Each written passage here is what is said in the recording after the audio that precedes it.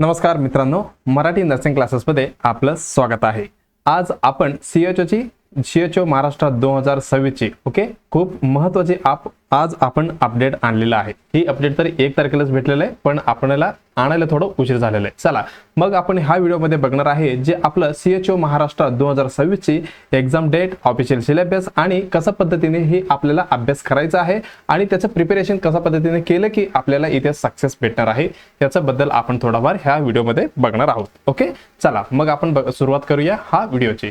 बघा, सगळ्यांना माहिती असणार आहे 1 ऑगस्ट 2026 ला एक नोटिफिकेशन आपलं एनएचएम जे मेन ऑफिशियल आरोग्य विभागाचं काय ऑफिशियल वेबसाईट आहे त्याच्यावरती जाहिरात आलेले आहे। बघा काय म्हणते, पब्लिक नोटीस राष्ट्रीय आरोग्य अभियानाअंतर्गत सीएचओ चे कंत्राटी पदावरती किती दिनांक 4 नोव्हेंबर 2025 रोजी प्रसिद्ध करण्यात आलेलं जाहिरातीच्या अनुषंगाने बघा किती आलं तर 4 नोव्हेंबर 2025 मध्ये सीएचओच्या ॲडव्हर्टाइजमेंट आलं। पण आता काय म्हणते त्यांनी उमेदवारांना सूचित करण्यात येते की सदर भरती प्रक्रिये अंतर्गत ऑनलाईन परीक्षा म्हणजे ही सीबीटी होणार आहे, कॉम्प्युटर बेस्ड टेस्ट इथे होणार आहे। ही कधी होणार आहे? 25 ऑगस्ट 2026। ओके, म्हणजे किती आपल्याला किती राहिलं इथे इकडे एक 14-15 दिवस आपल्याला इथे राहिलेला आहे। ओके, रोजी आयोजित करण्यात येत आहे सदर परीक्षा संदर्भातील प्रवेश पत्र ओके हे ॲडव्हर्टाइजमेंट सोबतच बोलले होते त्यांनी की 7 दिवसाचा अगोदर आपण काय करणार आहे, हॉल तिकीट देणार आहे। परीक्षा केंद्र, परीक्षा वेळ, उमेदवारासाठी सूचना तसेच इतर आवश्यक माहिती लवकरच ह्या वेबसाईट वरती उपलब्ध करून देण्यात येईल। ओके, मग आपल्याला कंटिन्युअली हा वेबसाईट वरती चेक करत राहायचं आहे। ओके, एवढं तर आपल्याला नोटीस भेटलेलं आहे काय 25 ऑगस्ट 2026 ला आपलं एक्झाम होणार आहे सीएचओची। ओके, ही एक गुड न्यूज पण आहे आणि काही लोकांसाठी बॅड न्यूज पण आहे, कारण काय अचानकच इथे नोटीस आलेलं आहे। फक्त आपल्याला किती 14 ते 15 दिवस 25 पकडलं तरी 20 ते 25 दिवस आपल्याला फक्त अभ्यास करण्यासाठी काय टाइम भेटलेला आहे। जे अगोदरचे विद्यार्थी आहे जे प्रामाणिकपणे अभ्यास करत होते त्यांच्यासाठी खूप फायदेशीर ठरणार आहेत। ओके, चला मग ह्या व्हिडिओच्या बद्दल ऑलरेडी आम्ही डिस्कशन केलं आहे ह्याच्यासाठी काय काय जे क्वालिफिकेशन आहे, किती मार्क्स एक्झाम असणार आहे आणि सिलेबस काय असणार आहे। ओके, परत एकदा एक्झाम परत नोटिफिकेशन आल्यामुळे आपण शॉर्टकट मध्ये बघणार आहोत। बघा, याचं तर तुम्हाला माहिती आहे बीएससी नर्सिंग आपलं इथे आपण एक टिक करूया आणि त्याच्यानंतर ज्यांच्याकडे एमएनचे सर्टिफिकेट नाहीये ओके त्यांना इथे काय करणार आहे, रिजेक्ट करणार आहे डायरेक्ट ज्यावेळी तुम्ही ऍप्लिकेशन भरलेले त्यावेळीचं। ओके, एमएनचे सर्टिफिकेट असणं खूप महत्त्वाचं असणार आहे। त्याच्यानंतर हे तर आपण ऑलरेडी तुम्ही एक्झाम फॉर्म भरला असेल हे झालं सगळं त्यांचं। ओके, आणि महत्त्वाचं काय टोटल आपल्याला किती 1974 किती 1974 1974 ओके एवढी आपल्याला सीएचओ वेकेन्सी इथे आहे। ओके, हे सगळे मिळून टोटल म्हणतो बरं का। मग according to the category wise तुम्ही बघू शकता। ओके, ओपन मध्येच फक्त 900 जागा आपल्याला कम्युनिटी हेल्थ ऑफिसरचे इथे भेटणार आहे। Okay, it's a clear. त्याच्यानंतर तुम्ही रिझर्वेशन अनुसार okay SC ST VJ NTD NTB NTC NTD SBC OBC okay SCBC EWS असे टोटल कॅटेगरी अनुसार पण तुम्ही बघू शकता इन केस ऑफ तुम्ही कुठल्या तरी रिझर्व्ड कॅटेगरीमध्ये बिलॉंग करत असेल तर। आणि ह्याच्यामध्ये पण प्रत्येक कॅटेगरीमध्ये पण महिलांना परत 30% इथे काय रिझर्वेशन असणार आहे। त्याच्यासोबत 15% माजी सैनिक, खेळाडू 5%, प्रकल्पग्रस्त 5%, भूकंपग्रस्त 2%। त्याच्यानंतर हे तर आपल्याला नंतर हे ओपन मध्येच कन्वर्ट होणार आहे। त्याच्यानंतर दिव्यांग 4%।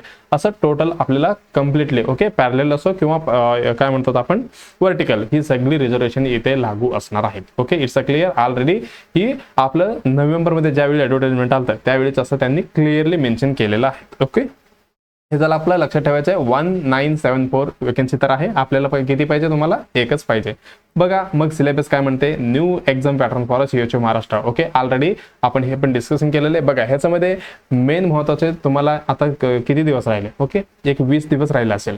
ओके, ह्याच्यामध्ये मेन फोकस तुम्हाला कुठल्या सब्जेक्ट वरती करायचं आपण इथे बघणार आहोत। ओके, जे मेन आहे basic concept of the public health म्हणजे कम्युनिटी झालं, त्याच्यानंतर अनॉटॉमी अँड फिजिओलॉजी झालं, पीडियाट्रिक ओके ॲडोलसंट हेल्थ म्हणजे इथे एमएसएन आलं, त्याच्यानंतर maternal health OBG, family planning okay community मधलंच family planning, communicable diseases, non communicable diseases, nutrition, mental health, skill based questions, referral linkage, त्याच्यानंतर elderly and palliative care, emergency services, oral and ENT okay ENT सोबत oral ही सगळी तुम्हाला काय ही दिलेलं आहे त्यांनी सिलेबस। ओके, एक्झाम पॅटर्न असा असणार आहे। ही टोटल किती, ही टोटल असणार आहे 60 मार्क्ससाठी 60 मार्क्ससाठी आणि मार्क्स प्रत्येक एमसीक्यूला 1 मार्क म्हणजे सेम झालं। त्याच्यानंतर जे महत्त्वाचे असणार आहे NHM प्रोग्राम, स्पेशली ह्या वर्षी काय केलेलं त्यांनी, जे नॅशनल हेल्थ मिशन अंडरमध्ये येणारे सर्व जे प्रोग्राम्स आहे त्याच्याबद्दल क्वेश्चन विचारणार आहे. कम्प्लिटली किती 20 मार्कचं. म्हणजे तुम्ही असं कम्प्लीट धरू शकता बाबा आपल्या नर्सिंगमध्ये टोटल ऑल ओव्हर किती 80 मार्क आपल्याला इथे कव्हर करायचं आहे. आणि तुम्हाला डोक्यात ताप आहे हे कुठलीच जनरल नॉलेज जे आपण किती पण वाचलं तरी आपल्याला इथे मार्क येणार नाही असं खूप जणांचं काय डोक्यात फिक्स आहे. बघा कसं असतंय, आपल्याला तर माहिती आहे हा एक्झाम निगेटिव्ह म्हणजे निगेटिव्ह मार्किंग नसणार आहे. सो आपल्याला इथं बिंदासपणे टिक करायचं आहे. 100 पैकी 100 MCQ आपल्याला टच करायचे. ओके, बिफोर एक्झामिनेशन म्हणजे एक्झामचा अगोदर पण तुम्हाला मी व्हिडिओ बनवतो एक, म्हणजे कशा पद्धतीने आपल्याला स्ट्रॅटेजी बनवल्या पाहिजे, सुरुवातीला कुठला क्वेश्चन बघायला पाहिजे, एकदम कशा पद्धतीने एक्झाम द्यायला पाहिजे. ओके, त्यावेळी पण आपण 24-25 एक्झाम आहे. ओके, 24 किंवा 23ला आपण ते व्हिडिओ बनवू. ओके, हे झालं. त्याच्यानंतर असं हे प्रकारचं आपल्याला काय करायचं, इथे सिलेबस कव्हर करायचा आहे. किती टोटल 80 मार्क आपल्याला भेटणार आहे. पण तुम्हाला आताच सांगतो मी, तुम्ही जीकेचा पाठीमागे लागू नका जास्त, कारण ज्या 20 मार्काचा नादात तुमचं इकडे 80% जे म्हणजे 80 मार्क जे भेटणार आहे त्याच्यामध्ये तुम्हाला कमतरता होणार आहे. Okay, it's clear. हे झालं. मग याच्या नंतर थोडा अजून फार इथं इन्फॉर्मेशन काय काय बघायचं आपल्याला. एक्झाम हॉल तिकीट तर 7 ते 8 दिवसाचा अगोदरच तुम्हाला भेटणार आहे. 100 मार्कचं क्वेश्चन असणार आहे, प्रत्येकाला 1 मार्क्स. इम्पॉर्टंट गोष्टी काय आहे, नो नेगेटिव्ह मार्किंग, इथे नेगेटिव्ह मार्किंग नसणार आहे. सो बिंदासपणे तुम्ही 100 पैकी 100 MCQ ला काय टच करून येऊ शकता. सो मिनिमम किती पाहिजे, मिनिमम तुम्हाला 45 मार्क तरी पाडायलाच पाहिजे. ओके, फॉर एलिजिबल साठी, क्वालिफाय होण्यासाठी, हे तुम्हाला लक्षात ठेवायचं आहे. त्याच्यानंतर हे झालं, हे आपण ऑलरेडी डिस्कशन केलेलं आहे आपल्या लास्ट व्हिडिओमध्ये. ओके, ह्याच्यामध्ये तुम्हाला अजून एक सांगतो, हे जे एक्झाम होणार आहे फक्त कशासाठी होणार आहे, जे आपलं ओके काय म्हणतात त्याला certificate course. Okay, certificate in the community health officer आहे किंवा काय म्हणतात त्याला, एकच मिनिट इथं कुठेतरी मेन्शन आहे. Okay, candidate complete the 6 month. Okay, इथे बघा कोर्स अर्लियर अँड युजली 2 अटेम्प्टमध्ये, म्हणजे ही सगळं प्रोसिजर आपल्याला जे सर्टिफिकेट कोर्स आहे जे ज्याच्यासाठी चाललेलं आहे. इन केस ऑफ जे ऑलरेडी CHO आहे ते किंवा ऑलरेडी त्यांचं ट्रेनिंग संपलेलं आहे 6 महिन्याचं, त्यांना डायरेक्ट तिथे पोस्टिंग भेटणार आहे. पण जे नवीन आहे ओके, मॅक्झिमम इथे नवीन स्टुडंट विद्यार्थी भेटणार आहे. सो इथे सगळ्यांना एवढं लक्षात असायला पाहिजे, तुम्हाला डायरेक्ट तिथे CHOचा पोस्टिंग भेटत नाही. ऑलरेडी पण मी प्रिव्हियस व्हिडिओमध्ये पण सांगितलेलं आहे. हे 6 मंथचं एक कोर्स असतात, त्याच्यासाठी तुम्हाला इथे एक्झामिनेशन द्यायचं आहे. त्याच्यानंतर तुम्हाला परत इथे क्लासेस घ्यावा लागेल.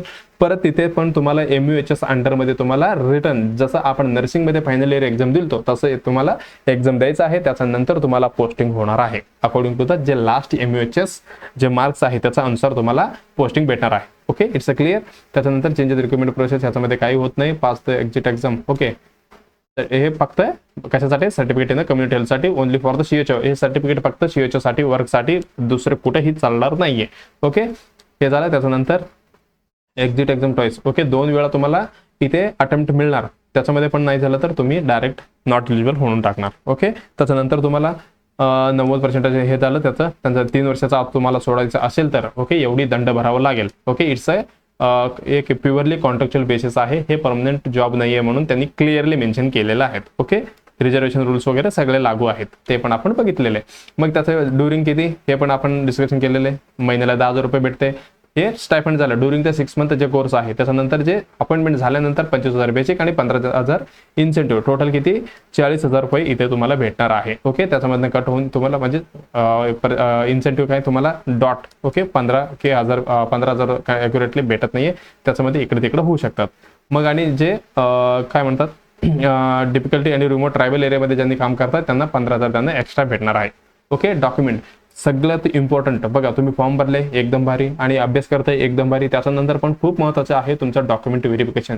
तुमच्याकडे व्हॅलिड डॉक्युमेंट नसेल तर तुम्हाला त्याची फायदा घेता येणार नाही, जे तुम्हाला सीट भेटणार नाहीये. ओके, ह्याची तुम्ही दक्षता घ्या. आणि ऑलरेडी मला वाटते आपलं आता किती नोव्हेंबर 2026 ओके, या काळातलं म्हणजे मार्च 2026 पर्यंत जे डॉक्युमेंट्स आहे तेच म्हणजे विचारणार असं वाटतंय मला.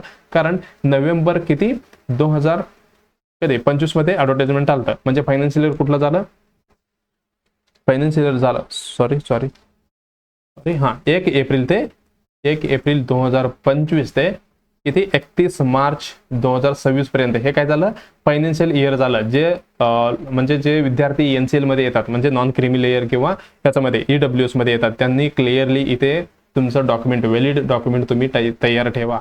ओके, एवढं लक्षात येते का मी काय बोलतो? कारण त्यांनी the last date of the application जे आहे तेच कन्सिडर करणार. वन्स अगेन रिपीट करतो मी बरं का. मग जे डॉक्युमेंट कुठली पाहिजे, जे 10वीचं झालं, 12वीचं बोर्ड सर्टिफिकेट, ओके दोन्ही पण, आणि आपलं नर्सिंगचं सर्व मार्क्सकार्ड, त्याच्यासोबत महत्त्वाचं एकदम MNC रजिस्ट्रेशन सर्टिफिकेट इथं कंपल्सरी पाहिजे. त्याच्यानंतर आयडेंटिटी प्रूफ, तुम्ही आयडेंटिटीचं आधार कार्ड पॅन कार्ड काय देऊ शकता, ॲड्रेस प्रूफ पण देऊ शकता. आणि जे कॅटेगरीमध्ये ओके जे रिझर्व्ह कॅटेगरीमध्ये येतात ओके त्यांच्यासाठी जे कास्ट सर्टिफिकेट व्हॅलिडिटी नसेल तर चालेल, तुम्हाला 6 महिन्याचा टाइम भेटणार आहे. ओके, EWS सर्टिफिकेट वगैरे कंपल्सरी पाहिजे. आणि जी OBC ओके म्हणजे SC ST सोडून जे बाकीचे लोक आहेत ओके ते सगळ्यांना काय लागणार आहे NCL, ते पण व्हॅलिड अप टू किती 2000 मार्च 2026 पर्यंत किंवा त्याच्यापेक्षा जास्त व्हॅलिडिटी असणारे पाहिजे. Okay, it's a clear. त्याच्यानंतर आधार सर्टिफिकेट, तुमचं नाव वगैरे चेंज झालं असेल तर मॅरेज सर्टिफिकेट, हे सगळं झालं. आणि इन केस ऑफ तुम्ही वर्किंग CH असेल तर NOC लागते. हे सगळं झालं आपलं डॉक्युमेंटेशन बद्दल. Document as proof okay, as प्रूफसाठी 10वीचं मार्क्सकार्ड चालते. त्याच्यानंतर डोमिसाईल पाहिजे तुम्ही. इन केस ऑफ जे 865 गाव आहे कर्नाटकचे, त्यांनी पण इथे अप्लाय केलं तर त्यांना व्हॅलिड डॉक्युमेंट इथे पुरावा द्यावं लागेल. ओके, हे झालं आपलं सगळं, आपण ऑलरेडी डिस्कशन केलेलं आहे. पण आता आपलं आलेलं आहे एक्झाम किती 25 तारखेला. सो आपलं मेन स्ट्रॅटर्जी कशावरती असायला पाहिजे.